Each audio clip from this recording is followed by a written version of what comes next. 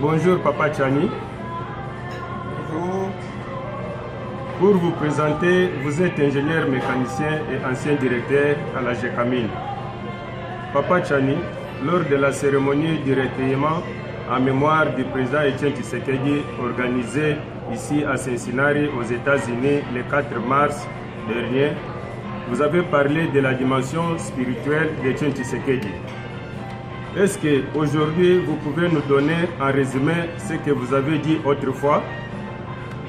Oui, en fait, je voulais exactement l'autre fois présenter Etienne Tshisekedi en tant qu'individu et quelle était sa valeur intrinsèque dans toutes les actions qu'il a menées pendant sa vie ou pendant sa vie politique. Voilà, quand vous regardez Etienne Tshisekedi, c'était un homme normal comme tout le monde. Après ses études, il a aussi l'idée de se marier, d'avoir des enfants et d'avoir une vie paisible. Voilà un peu, ça c'est un peu le souhait de tout le monde. Voilà là où il y a quelque chose qui est différent du commun, parce que quand il s'engage dans la politique, en fait, il était marié, il était père des enfants. Nous allons nous mettre d'abord, pour expliciter sa dimension spirituelle, nous allons nous mettre d'abord à la place de sa femme, qui à un moment donné va trouver son mari en train d'être passionné, son mari en train d'être passé de prison en prison. Quel a été les conseils que la femme lui a donnés à cette période-là? Comme toutes les autres femmes, il dira à son mari, pourquoi est-ce que tu fais ça et pour quelle raison? Tu te bats contre qui? Tu risques de mourir et laisser avec des petits-enfants. Voilà un peu les conseils. Mais le mari n'a pas arrêté là. Etienne Tshisekedi n'a pas arrêté. Il a continué. Je me mets à la place de ses enfants, qui à un moment donné avec ses amis à l'école, ils se retrouvent devant un fait. Ils doivent partir au village, relégués, parce que leur père est en opposition avec le gouvernement en place. Autrement dit, avec le président Mobutu. Quels devraient être les conseils de ses enfants à cette période-là? Se demander à papa, pourquoi est-ce que nous, on nous ramène ici? Pourquoi est-ce que nous devons laisser nos amis et nous vous suivons, nous sommes dans une situation difficile? Ce n'est pas pour autant qu'Étienne a arrêté. Il a continué. C'est ça qui prouve qu'il a transcendé beaucoup de pression. Étienne avait des amis, des frères, qui à un moment donné, d'une maison à une autre, il le voit Étienne en train d'être tapé, passé en prison. Il se pose des questions, il dit, mais qu'est-ce qu'il veut exactement? Pourquoi ne peut-il pas faire comme tout le monde? Comme cela ne suffisait pas, Étienne va se mettre en période de la dictature devant, au niveau du pont Gabi. Il va faire un meeting, il se fera taper, mis en prison. Malgré les conseils, soi-disant les conseils que les autres lui ont donnés, il a obligé et sa famille, et ses enfants, et tout le monde de suivre sa logique, parce qu'il avait une logique que tout le monde ne pouvait pas comprendre. Voilà un peu la dimension spirituelle qu'Étienne avait. Étienne était en déphasage complet avec tout ce que tout le monde pensait. Parce qu'il a dépassé le stade d'élargissement sans cause. Avoir beaucoup d'argent, avoir de l'argent pour vivre comme tout le monde, non. Il avait un objectif que tout le monde ne savait pas. Il nous a amenés là où il pouvait nous amener. Au fait, il a fait quelque chose de plus important. Quand il a constaté, et qu'à chaque fois qu'il constatait que le peuple ne pouvait pas les comprendre ou ne pouvait pas les suivre, il s'arrêtait, il vous laissait faire. En définitive, vous les rejoignez toujours. Il a prouvé plusieurs fois, quand il y a eu le temps de la conférence nationale, les gens parlaient de la conférence constitutionnelle, lui il est rentré à la conférence nationale et il a fini par arracher la conférence nationale souveraine. Le dialogue entre les Congolais. Quand les gens se sont mis, rentrés à Kinshasa pour signer leur pacte, quelque chose comme ça au niveau de Matadi, lui il est rentré en Afrique du Sud, il a dit, ces gens-là vont revenir ici. En définitive, les gens sont revenus. Quand les élections chaotiques se sont passées en 2011, Il a dit qu'il faut que nous ayons au dialogue. Personne ne l'a écouté. Aujourd'hui, nous sommes là. Cet homme était un visionnaire. Cet homme a fait son temps, mais en fait, nous ne l'avons pas compris. C'est ça qu'il faut comprendre par la dimension spirituelle de Étienne Tshisekedi. Il avait une valeur que nous ne pouvons pas décortiquer directement. Peut-être aujourd'hui, les gens commencent à comprendre qu'Étienne, vraiment, il était là pour ce peuple. Il a construit sa popularité par les actes qu'il a posés pendant le temps qu'il vivait. À un moment donné, tout le monde, la plupart des gens n'étaient pas d'accord avec lui. Mais lui, il savait ce qu'il disait. Il savait où il amenait les gens. Donc, du point de vue caractère, du point de vue fond de l'individu, il avait une détermination, il avait une ténacité, il avait une conviction de ce qu'il disait et de ce qu'il faisait. Il n'était pas pressé. Il savait que le peuple va le suivre. Il savait qu'il fallait éduquer le peuple. Et aujourd'hui, vous n'avez qu'à voir comment les gens parlent aujourd'hui devant le pouvoir. Vous ne pouvez pas duper les Congolais comme dans le temps. Parce qu'Étienne a bravé la peur. Il a montré aux gens que la peur, c'est ça qui fait que vous devenez esclave jusqu'aujourd'hui.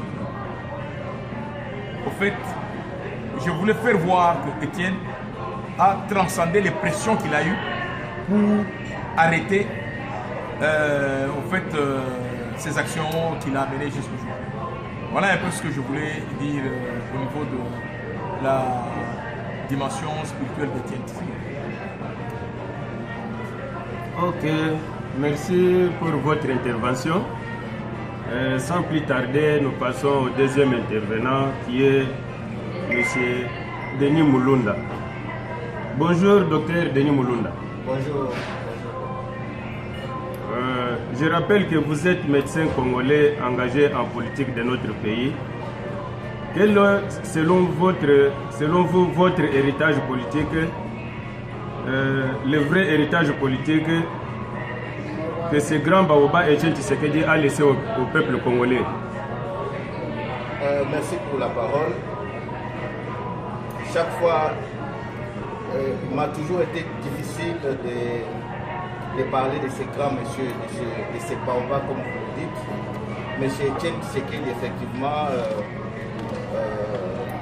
c'est non seulement un grand leader politique pour le Congo, mais il l'est aussi pour l'Afrique et le monde entier. Nous avons vu les témoignages venant de partout, sur le plan international. Nous avons vu comment les gens ont si trouvé des mots pour expliquer ce qui a caractérisé la vie de M. Étienne Tshisekedi ici sur terre. Pour parler de son héritage, il faut prendre ça sur plusieurs dimensions ou en plusieurs étapes. D'abord, au niveau de la population, au niveau du peuple. Le grand héritage, c'est, il l'avait toujours dit, n'ayez pas peur. Aujourd'hui, regardez notre peuple. Le peuple congolais n'a plus peur. Le peuple congolais est capable aujourd'hui de dire non à une dictature. Il est capable de sortir dans la rue et de revendiquer. Le peuple congolais connaît ses droits. Le peuple congolais sait déterminer qui fait quoi, qui ne fait pas quoi. Ça, c'est l'héritage, le premier héritage véritable de M. Étienne Tshisekedi qui a légué au peuple. Parce qu'il faut vous souvenir, au moment où les règnes dictatoriales de M. Mobutu avaient lié au Congo, vous vous souvenez, moi j'étais encore trop petit.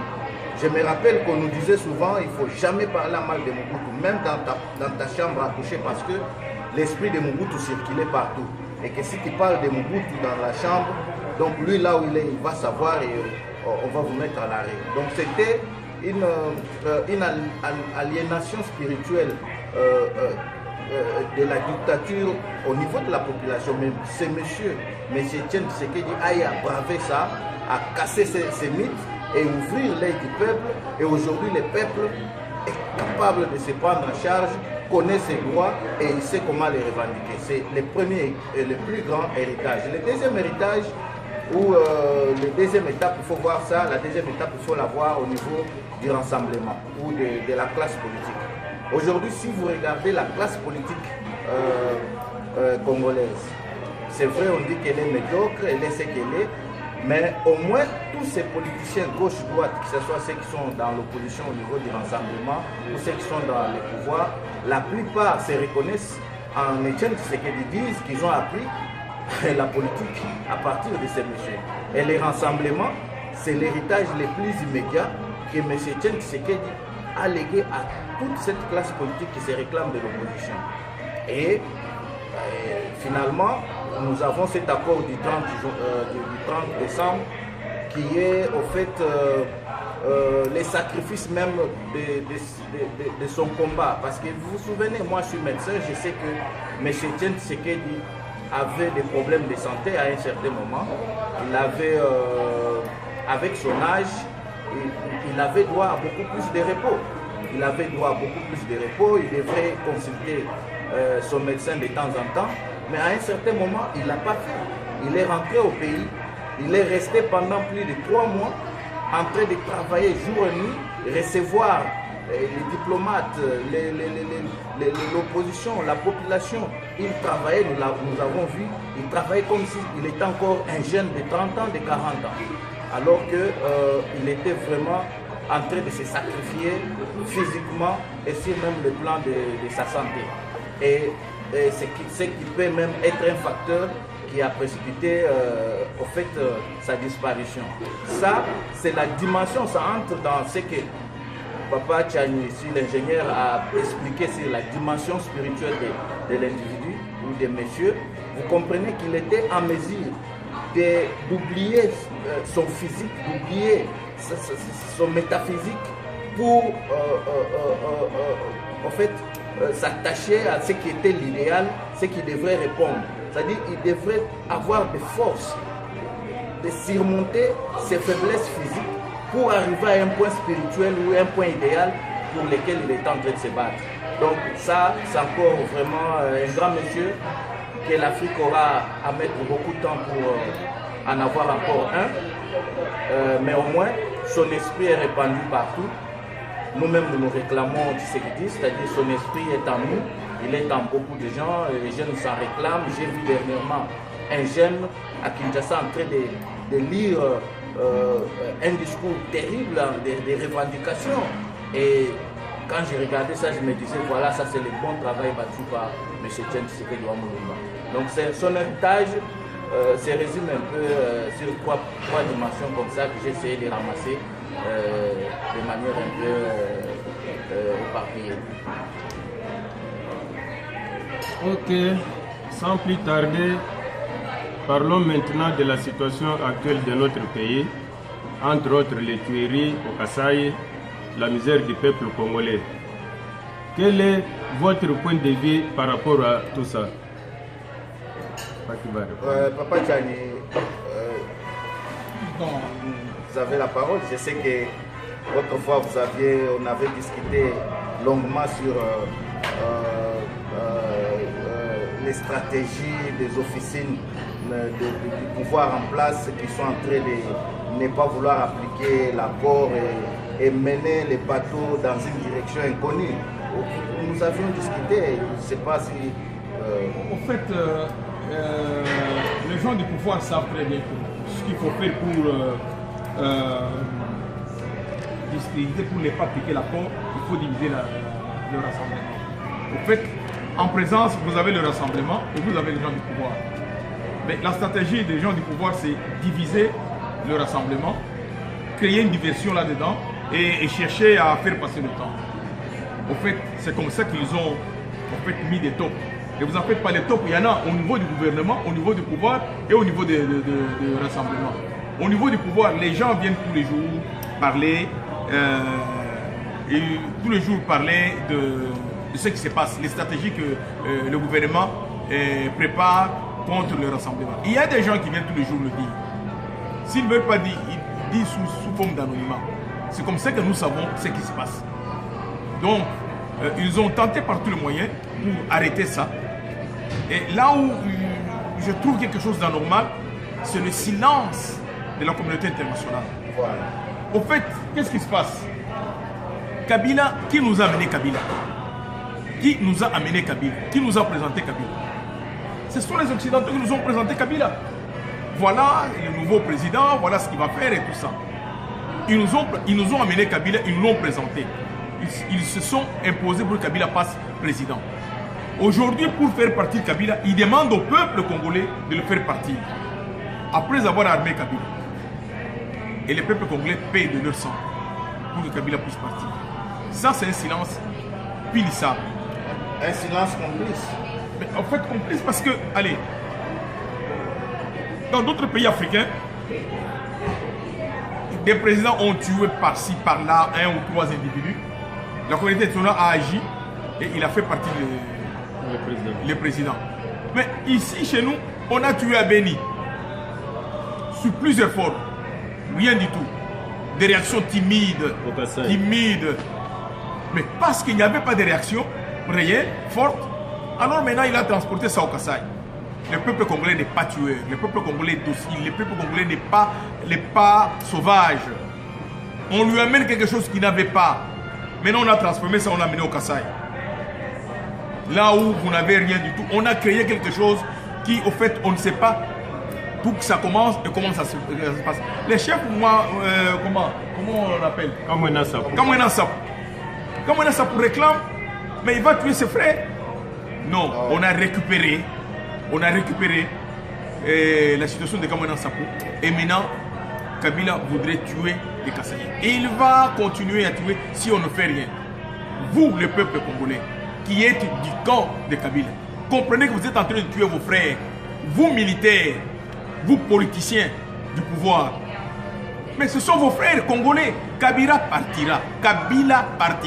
Mais nous allons rester avec vous. Mobutu était un dictateur congolais, il est parti. Mais les mouvances sont avec nous. Nous vivons avec eux tous les jours. Faites attention. Vous devez comprendre les choses.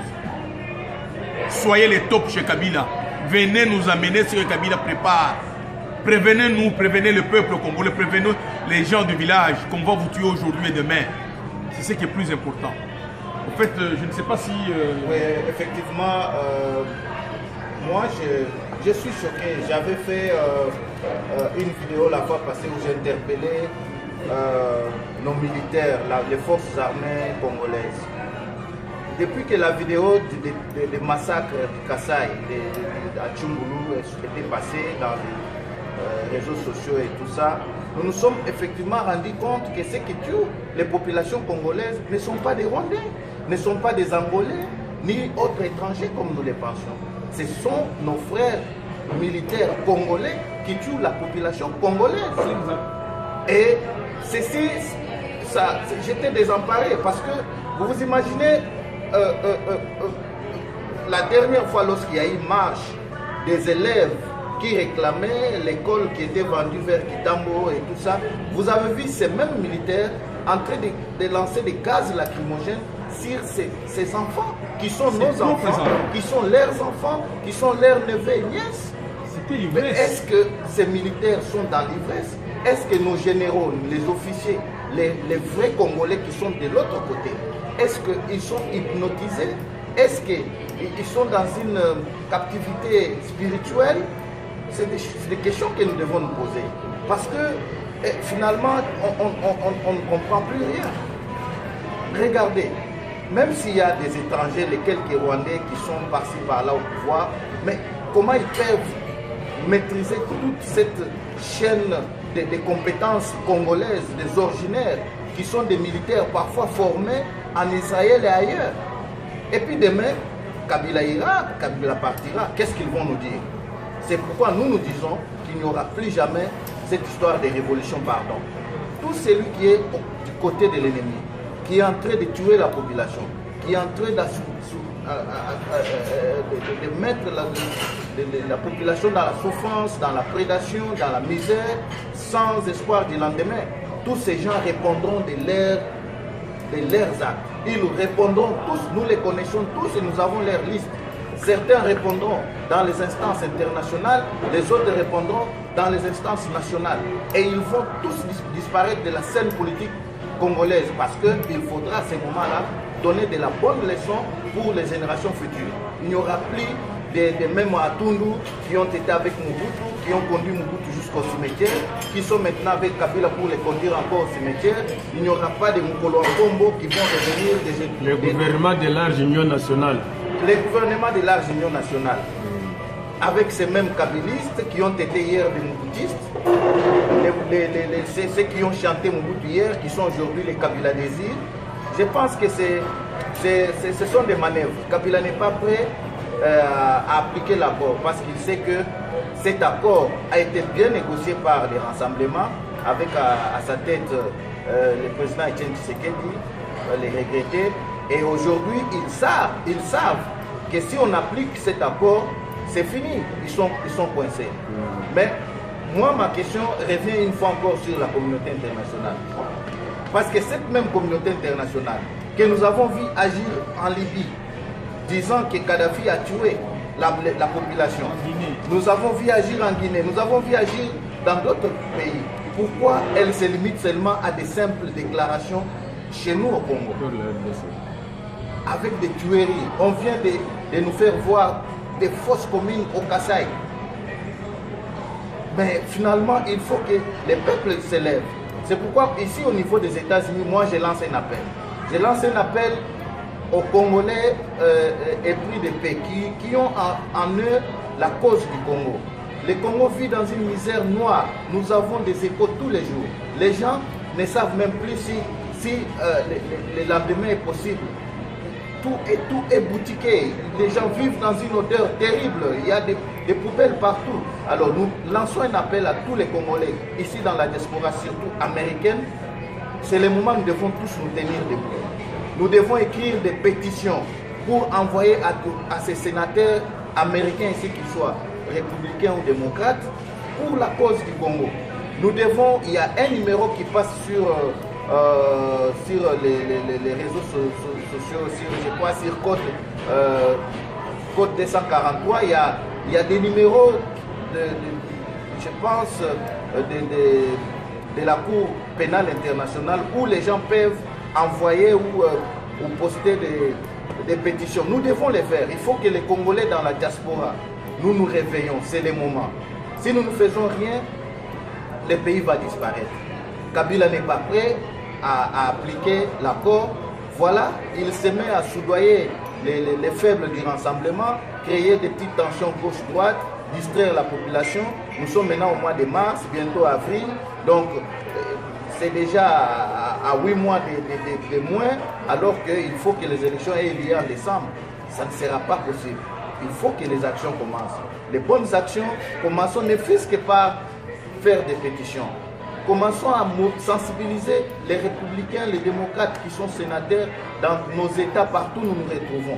Écrivons à eux, envoyons des emails, envoyons des messages dans leur Facebook, dans leur Twitter.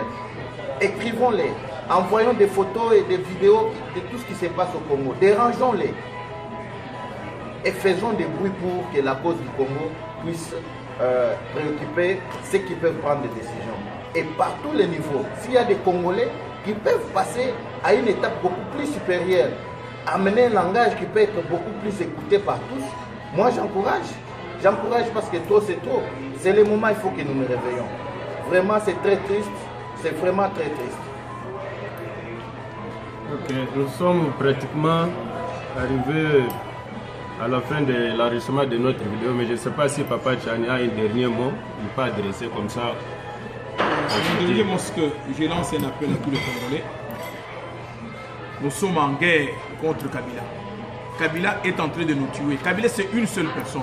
Nous sommes 80 millions d'habitants.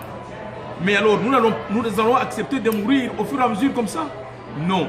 Mes chers frères, vous qui êtes dans le village, vous qui êtes dans les environs de Kabila, dans le siège de Kabila, dites à vos frères ce que le plan que Kabila prépare. J'interpelle Kalev. Kalev, qui est toi, tu es Rundu du Katanga. Tu resteras au Katanga. Tu vivras au Congo. Mais tu acceptes de te mettre dans ce coup-là pour tuer tes frères, pour diviser tes frères, tout simplement à cause de Kabila. Ne vous en faites pas. Il y a un président guinéen qui est parti. Il est parti seul. Il n'est pas parti avec... Les Gambiens. Les Gambiens, il est parti seul. Tu ne partiras pas avec lui. Tu es encore jeune. Tu as gagné de l'argent. Il faut garder ton argent là. Il faut préparer ton avenir. Il ne faut pas rester avec Kabila. Kabila va te lâcher comme un caillou. Et tu vas tomber très mal. Ça, c'est à toi que je m'adresse.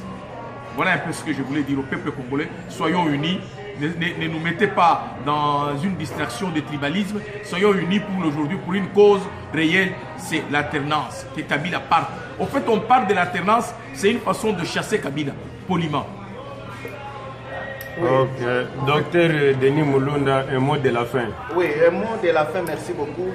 Moi, j'avais un petit message que je voulais lancer en direction d'un monsieur. Un monsieur que j'admirais beaucoup. Un monsieur pour lequel j'avais beaucoup de respect, d'estime. Il s'agit de monsieur Bruno Tshibala. J'étais vraiment déçu depuis le jour où j'ai appris, où j'ai vu qu'il ne fait plus partie